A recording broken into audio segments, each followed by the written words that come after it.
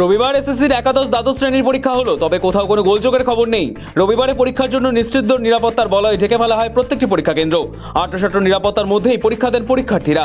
পরীক্ষা শেষে এসএসসিকে ধন্যবাদ জানান শিক্ষামন্ত্রী ব্রাত্য বসু।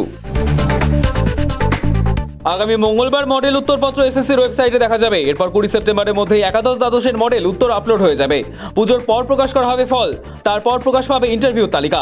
নভেম্বরে শেষ করতে হবে ইন্টারভিউ, ডিসেম্বরের 31 তারিখের মধ্যেই নিয়োগ সম্পূর্ণ করতে হবে, জানালো এসএসসি চেয়ারম্যান সিদ্ধার্থ মজুমদার। রবিবার একাদশ দ্বাদশ শ্রেণীর পরীক্ষায় বসতে বিজেপি শাসিত উত্তরপ্রদেশ বিহার থেকে বহু পড়ুয়া আসলেন পশ্চিমবঙ্গে। উত্তরপ্রদেশ বিহারের মতো ভিন রাজ্য থেকে 13,517 জন পরীক্ষার্থী ছিলেন। এই ঘটনাকে হাতিয়ার করে ডাবল ইঞ্জিন সরকারকে কড়া আক্রমণ করলেন শিক্ষামন্ত্রী ব্রাত্য বসু।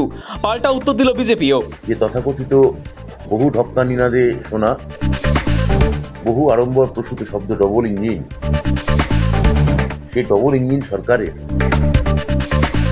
তাদের সাফল্য বা ব্যর্থতার খতিয়ান আসলে কত, এই তথ্য থেকে আপনারা তার একটা হিসেব আন্দাজ আপনারা পাবেন। সারা ভারতবর্ষই তো একটা দেশ, আমাদের রাজ্যের ছেলেমেয়েরাও ভিন রাজ্যে পরীক্ষা দিতে যাচ্ছেন, সেই সংখ্যাটা কত? কলকাতায় পা রাখলেন নরেন্দ্র মোদী। বিমানবন্দরে নেমেই হাত নেড়ে জনসংযোগ মোদীর। সেনাবাহিনীর সঙ্গে গুরুত্বপূর্ণ বৈঠকে যোগ দিতে এবং সেনার আমন্ত্রণে অনুষ্ঠানে উপস্থিত থাকতে কলকাতায় নমো। দমদম বিমানবন্দরে পা রেখেই নিজের গাড়িতে উঠে পড়েন তিনি। গাড়ি সামান্য এগোতেই স্বাগত জানাতে হাজির হয় বিজেপি কর্মী সমর্থকেরা। নেমে পড়েন মোদী, তাদের উদ্দেশ্য করে হাত নেড়ে কার্যত জনসংযোগ করেন তিনি। কিছুক্ষণের মধ্যেই তার কনভয় রাজভবনের দিকে রওনা দেয়। কলকাতায় আসার আগে অসমে জনসভা থেকে সন্ত্রাসবাদ ইস্যুতে কংগ্রেসকে ফের আক্রমণ নরেন্দ্র মোদীর। পাকিস্তানি সন্ত্রাসবাদীদের মদত করার পাশাপাশি কংগ্রেস দেশ বিরোধী শক্তির পক্ষ নিচ্ছে বলে অভিযোগ করেন তিনি। সেই সঙ্গে কংগ্রেস অনুপ্রবেশকারীদেরও রক্ষা করছে বলে আক্রমণ করেন মোদী। कांग्रेस के लिए अपने वोट बैंक का हित ही सबसे बड़ा है।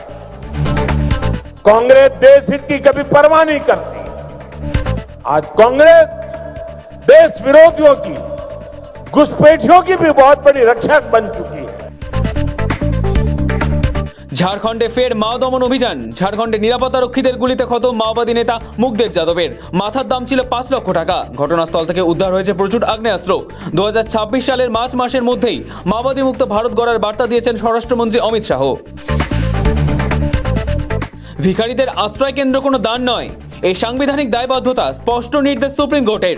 মর্যাদাপূর্ণ জীবনযাপনের পরিবেশ নিশ্চিত করতে সব রাজ্য ও কেন্দ্রশাসিত অঞ্চলকে ব্যাপক সংস্কারের নির্দেশ সুপ্রিম কোর্টের। কেন্দ্রীয় সমাজ কল্যাণ মন্ত্রকে আগামী 3 মাসের মধ্যেই মডেল গাইডলাইন তৈরির নির্দেশ, যাতে সব রাজ্যে সমানভাবে এই নীতিগুলি কার্যকর হয়।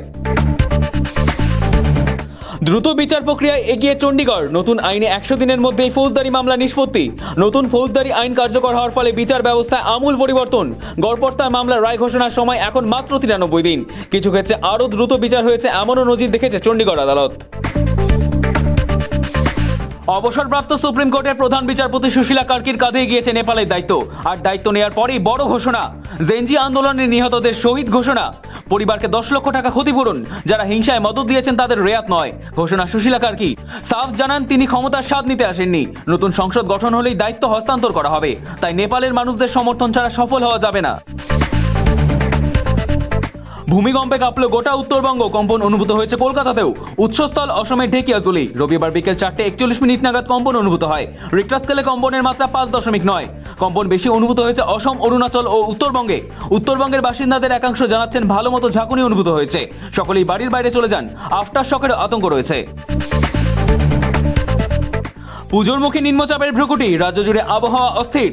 দুর্গাপুজোর সময় 100% বৃষ্টিপাত হবে কিনা তা এখনো নিশ্চিত নয়। ফলে দুর্গাপুজোর আগে আবহাওয়ার মতিগতি নিয়ে চিন্তায় রাজ্যবাসী। আলিপুর আবহাওয়া দপ্তরের পূর্বাভাস, বঙ্গোপসাগরে নিম্নচাপের প্রভাবে কলকাতা সহ দক্ষিণবঙ্গে প্রচুর জলীয় বাষ্প ঢুকেছে, যার ফলে আবহাওয়ায় অস্বস্তি বাড়ছে।